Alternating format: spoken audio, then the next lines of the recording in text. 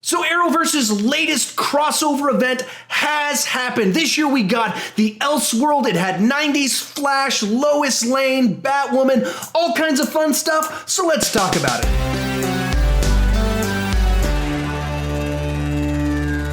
Hi, if you're new here, my name is SeanChandler, and I started this channel essentially because I was driving everyone around me crazy talking about movies and TV way too much. If you can relate, you're probably in the right place and consider clicking that subscribe button.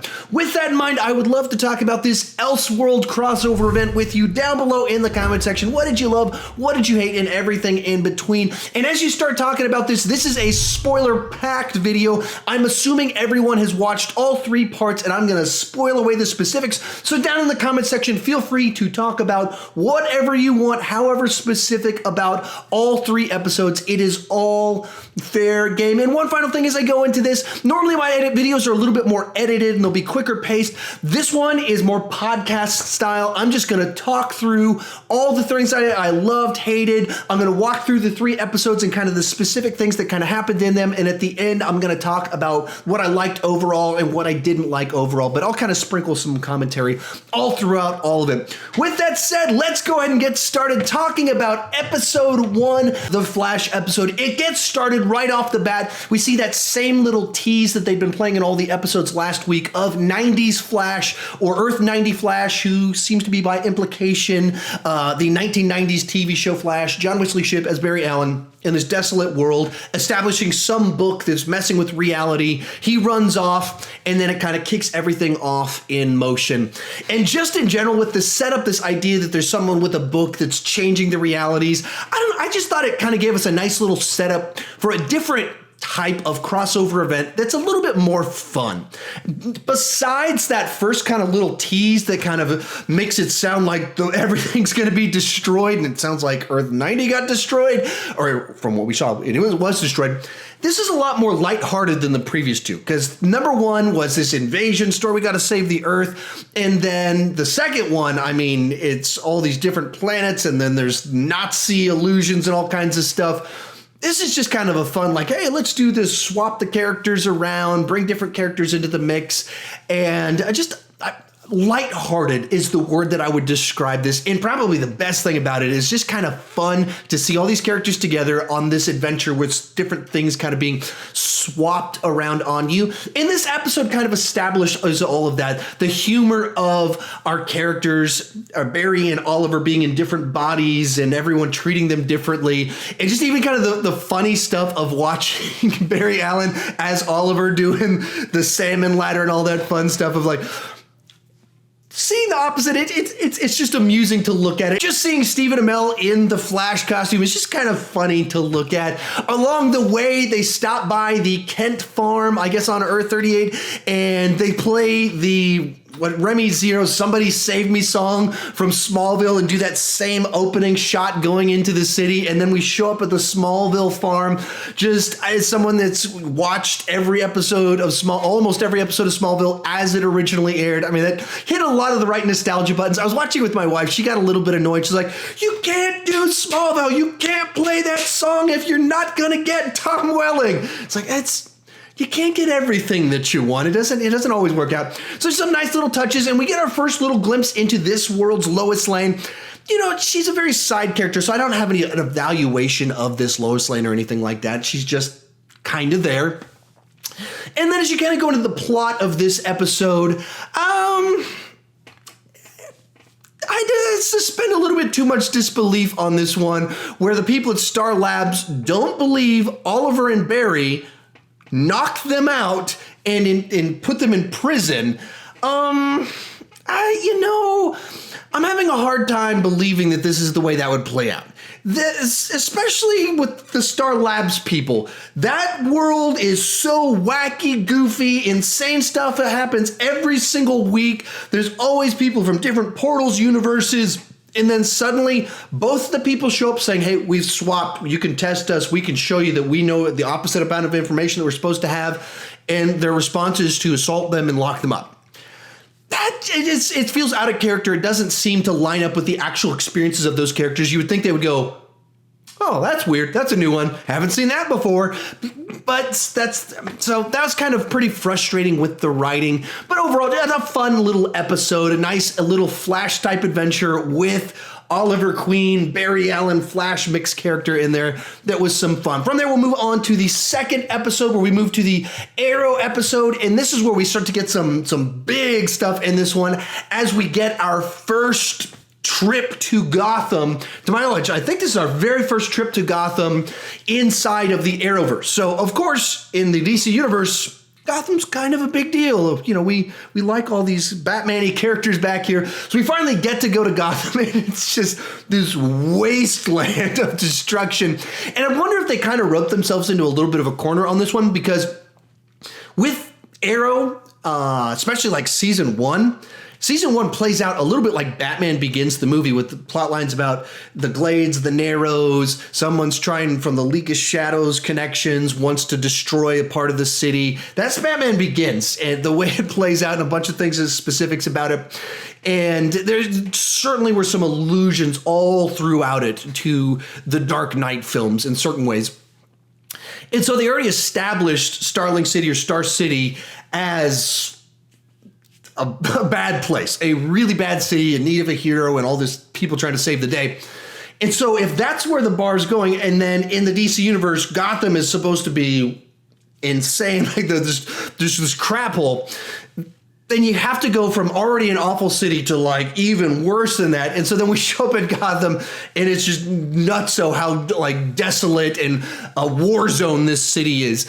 Yet still being a city. Maybe we're no man's land at this point in time or something like that. Obviously not, but as a thought to throw out there. But so we go there, and there's so many little Easter eggs when we get to see the bat signal. When we go to Arkham, just every nameplate is somebody's name. As they're going through the shelves, you just see a Bane mask there. Just the whole thing packed with like little moments you go, oh, I saw it. There's just tons and tons of fun stuff. And of course, the big thing in Gotham that we get a hold of or get to meet is Batwoman. And when she's Batwoman and she's punching people and jumping on cars and kicking people in the face, that was a ton of fun. I enjoyed that a good bit. Cassandra Cain side to it, I don't want to be too negative. It's not like we got a big glimpse here, and I'll talk about that later. But Ruby Rose to me always comes off like Ruby Rose. And I haven't seen everything that she's done, but I think I've seen her 4 or 5 movies in the last couple of years. And she's always playing the same person. It's the same thing it was here, just kind of tough looking, making one of these two faces. There's the angry face and then the smirky smile face. And that's kind of it. And that's what I saw here. She only had a little bit of screen time. Like, we didn't get a full story. But so I can't say that I was wowed by the Ruby Rose heavy aspect of it when it's Batwoman. That was pretty cool. I would have liked to see a lot more of that. And then, of course, speaking of bad characters, tons of Batman, Bruce Wayne chatter, both about this Earth as well as Earth 38. I hope I'm saying that, getting my number. I hope I'm not getting my numbers wrong on this. But Supergirl's planet, where they're on our Earth. They keep talking about how Bruce Wayne's been missing. Batman disappeared at the same time. He's an urban legend, tying to all sorts of different things. And not really sure what that means exactly as to when we fall into the timeline here. And then also Supergirl keeps saying stuff like, yeah, Bruce Wayne is good friends with my cousin, and just alluding to all kinds of stuff about what's going on her Earth. So many, once again, like with all the other Easter eggs, just a bunch of stuff that puts a big grin on your face as you spend some time inside of this world. And then as we get to the kind of the end of the episode and they're bridging to the next one, we start to get some answers as they've been trying to summon whoever the cloud person is. And then suddenly we get Flash. Earth 90s Flash shows up. John Wesley Shipp in the classic costume. To be clear, I watched the original Flash series when it debuted back in the 90s. That was my childhood version of all these shows. Like, that's where my passion for a lot of this stuff came from. So much so that the only Comic-Con picture I've ever taken with anybody was with John Wesley Shipp this past June. And I've actually interacted back and forth with him a little bit on Twitter and on Instagram and stuff. So it's like a dream come true, like actually getting to have conversations like that, and chatted with him at the Comic-Con, and hey, he was real nice to my son and everything. Very cool. Like, he's a great guy. So seeing he was returning in 90s suit as Barry Allen on a planet called Earth 90, clear allusions to what's going on here. And then in that tease that even played little hints or a little bit of his theme music from his show, I was going to so pumped. Very underwhelming what they did with the character. I mean, very underwhelming for a number of reasons. Primarily because they've been teasing it ever since they filmed those shots. All three, Stephen Amell, John Wesley Shipp, Grant Gustin, have been posting pictures, 90s suit. John Wesley Shipp's been posting about like the history of it. It's not the same suit, but they brought the suit over and all sorts of stuff like that, teasing this big deal. And then the tease little clip that they showed all last week that I mentioned before, it's him. And so it seems like he's going to play this really big, important role inside all this. He shows up at that beginning tease. And he shows up in this one to drop some exposition, which was fun. And he drops, once again, another amazing little tease Easter egg as he sees John. And he goes, "Where's your ring at? I guess things are different here." I mean, amazing little Green Lantern wink at the audience. I mean, so get some great moments in there.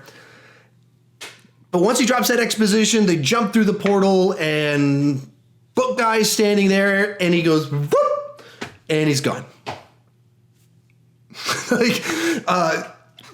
he's only here as kind of the guy in the background just to show up to drop exposition. We don't get Barry Allen from two different shows having a Barry Allen chat.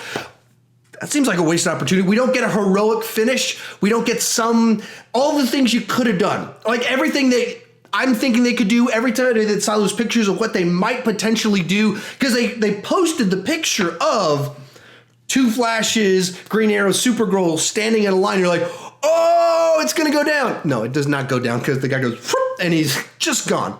So that was really disappointing. And I hate to sound like the entitled fan because it's like, whoa, for the first time in 28 years, we got John Wesley Shipp in the suit. Wow. So that's amazing that we got that at all, that they tied that in. But it's one of those ones where you could just see where there was the potential for something like just so much more. Like it was just right there. It's obvious. It's just like tee off, hit home runs of nerd fandom, like heads exploding little moments. It's so obvious what they could have done. And it's just an exposition dump. So that left me pretty disappointed. But that Green Lantern, I will give you full credit for Green Lantern and for playing the music just a little bit and the costume. Some great moments. Just wish to got a little bit more, something, a punch to someone in the face or something, or a little Barry moment. I don't know. Anyway, let's move on to episode 3, the Supergirl episode, which is very Superman heavy.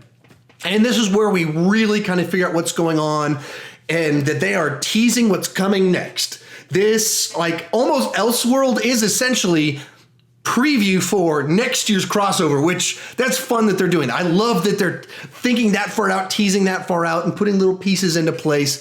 I love that stuff. As obviously MCU fanatic and everything, I love the tie together, the world that we live in, it's a fun time to be a person that loves these characters, these types of worlds. And so this story, we kind of figure out what's going on. He's testing them for what's coming in the future. And they passed the test, but he's got to up the game just a little bit to skin. Can they continue to pass the test? And so then we go into evil Superman world. And can they defeat evil Superman? And this episode once again frustrated me with the writing, kind of like in that first episode where it was like, why would these characters really behave this way? This one had some similar issues like there was like, is this the best use of all this stuff? The first one that comes to mind is that once again, Supergirl keeps using Superman as a tool to prop up Supergirl. Because of course, Superman being the guy on my shirt and the most iconic superhero of all time, being kind of the originator of this type of genre, going all the way back to the 30s. He is the archetype of the Superman as Superman. And so he's seen in this universe as this most powerful powerful hero on Earth. And the way they choose to use the most powerful hero on Earth is to set him up where he's kind of getting beat up a little bit. Like, even as a villain, he's super powerful, but when he's the hero, gets beat up a little bit. And then at the end of the episode, he's used to say, I don't need to be here if you're here because you're even better than me. That's a weird use of Superman. That is such an odd thing to do. Like, we have the most powerful. What can we use that, his resume, his power set? Well, if the most powerful person says that she's better, she must be really good.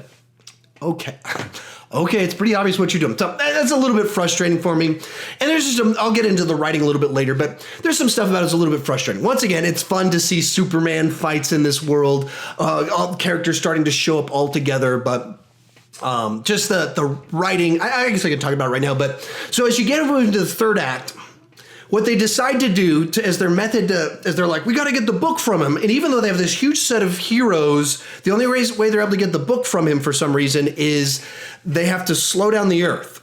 And so Supergirl as a show has this tendency to, I feel like they heavily like to do the Easter egg stuff in ways that are real in your face. It's not a Bane mask on a shelf or like, hey, John, where's your ring? It's like, let's take the plot point. Let's throw in Miss Tasmaka in all these episodes. And it's just played so heavy-handed. And so then this one, they're like, let's use the plot device from the end of Superman 1. The plot device at the end of Superman 1 is the butt end of a joke. Now, it's in one of my top 10 favorite movies of all time. I mean, I grew up on Superman 1 and 2, absolutely loved them, tremendously important, watched them all the time. But they're products of their time, and there's things that you could get away with back in 1978 you cannot get away with in the year 2018. When you say, oh yeah, we'll slow down time by making the Earth rotate not as fast, anyone old enough to watch your show knows that's not how that works. And it's been so it's like, why would you do that? Like, why would you copy something that's literally the joke of that movie? And one of the reasons it hasn't aged well and put that in it, that was a little bit odd. And then like, as they're about to battle, book guy, evil Superman, as he's holding the book and he's like, I'm going to make things even more intense. And he has the robot guy from the first episode show up, and then a portal opens, and then all the cast of characters from Supergirl shows up with Martian Manhunter and Brainiac. And so they just introduced evil robot guy. They just introduced Brainiac, and then they just fly up into the sky. Like, it wasn't like a plot thing where the evil robot guy's a threat. It was like he was added just so that Brainiac would have something to fly off with. Just like this odd thing like that. And then you've got like Superman holding someone in a headlock, and Green Arrow's got him in the shot. Like, he can shoot him with a kryptonite arrow. And Barry's like, don't kill him. And so then he flies off with the book, and you're like, but he could have grazed him a little bit. He could have done something. There's all these things you can do that's not killing someone that would make it so the bad guy doesn't get away. It's just all these little things in the writing that would just seem so sloppy in this episode. That was so frustrating because there's so much fun to be had in all of this. So many things I loved about all the 3 episodes and what they were doing here, setting up the future. And then as it came to the actual plotting of the episode, it was just like an afterthought or something like, there's Superman 1, and then Brainiac flies off with this guy, and then he just comes back 5 minutes later. I think he can do better than that. I think he can have more talent than that. And then as we get to the end of this one, several different things tease things about Infinite Earth, both death of Flash and Kara, Oliver trying to like maybe undo that or setting something up and cutting some deal in there, and then it ends. Or the character at the end of it is a tease for Crisis on Infinite Earths, and then it ends, and then it says Crisis on Infinite Earths Fall 2019, and goes all out for it. So pretty cool little like to do this one as a tease for next one. Once again, very cool. So there's my kind of walk through my general thoughts on a bunch of different things. As for this, like in general, what did I love about him? Just what I said at the beginning. It's just fun and lighthearted. It's not about the end of the world. I mean, like by implication it is, but the actual way it plays out, it's not like it doesn't feel like the world's ending. It feels like we're having fun with these characters and like, hey, look, that guy's evil Superman now. And just we're swapped in bodies. And so it played out in a very lighthearted, fun way. And that's a nice change of pace. I really appreciated that about this one as compared to the last two. And I love last year's, but I don't want you to just keep doing last year's. So probably a very good direction to go with things. And just once again, all the little Easter eggs sprinkled throughout, a bunch of fun things that I liked in the way they were handled in the second episode in particular. I love the foreshadowing, as I've mentioned, and just it's always nice to see all these characters together. On the bad side, I'm going to talk kind of big picture on some of these ones, but I thought it was weird that they decided to use this event to add new characters in. I don't think this was the best opportunity to introduce us to Lois Lane and Batwoman, because those become competing systems. The appeal of Elseworld is that we're seeing alternate realities and Barry and Oliver swapped, and people don't know who they are. That's the appeal of it, and we're in an Elseworld. That is the fun thing about it.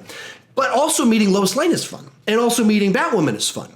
And so when you put them all into one, you're like, no, I want to spend more time with Batwoman. But so we just got her real quick. Lois Lane, we just got her real quick. Little teases of these characters that you can have a whole episode that really is Batwoman. It's not Elseworld. It's not just all these other competing things that are interesting. Make an episode that the most interesting thing, the only interesting thing is we went to Gotham and to meet Batwoman. But then they mixed it with Elseworld, and I just think that it was competing tensions as to what's interesting, and so we got a little bit cheated on at all the aspects a little bit by doing that. The other one is that they brought the angst from some of the shows over. In particular on Arrow, it's an angsty show, but they did this lighthearted crossover event. And most of the part, it's jokey fun. And then Felicity shows up, and it's just the energy level, the tone shifts, and suddenly we're talking about Oliver's marriage troubles suddenly again. And she's brooding and giving lectures again about how she can't trust Oliver. And the crossover event is now a new reason she doesn't trust Oliver. It's like, this isn't really what I want this to go. Like, this is not what I want time in Elseworld to be spent on, Oliver's marriage troubles. Or if you are going to do it, what you can do is you have Barry as Oliver do things better and actually kind of repair some of the damage. And Oliver sees that and he goes, oh, I need to change me. And he learns from some of the best aspects of Barry how he can be a better husband. There's something like that. Or maybe in episode 1, you establish the more positive marriage between Barry and Iris. And like Oliver learns, you have an arc. No, you don't just do like repeating the same exact beats that we've seen in previous ones. So it's like they could have done something that would have been fun and like uplifting. Barry as a more balanced person teaches Oliver about marriage. That's an interesting different direction. No, that's not what they did. Just Felicity brooding once again about her marriage issues. I wish they hadn't have done that. And then the last one, what I mentioned before, there's just some weak writing in there, some stuff that I didn't think was right. It felt off. But overall, these are just such fun events. That's why I like to make videos about them, is that it's fun to see all the characters together. If I were to kind of rank the 3 different crossover events, last year's was easily the best one. And then this one's more along the lines of the first one, maybe probably better than that. I think I like this one better, just a little bit more lighthearted and more cohesive in certain ways. But so there you have it. That is my take on it. Another fun crossover event. And I wish they could have tightened up some of that writing a little bit and given me more of that 90s flash. Would have made me a little bit happier. Tell me your thoughts down below. Did you love it? Did you hate it? All that fun stuff. Thank you guys so much for watching, and keep talking movies and TV too much.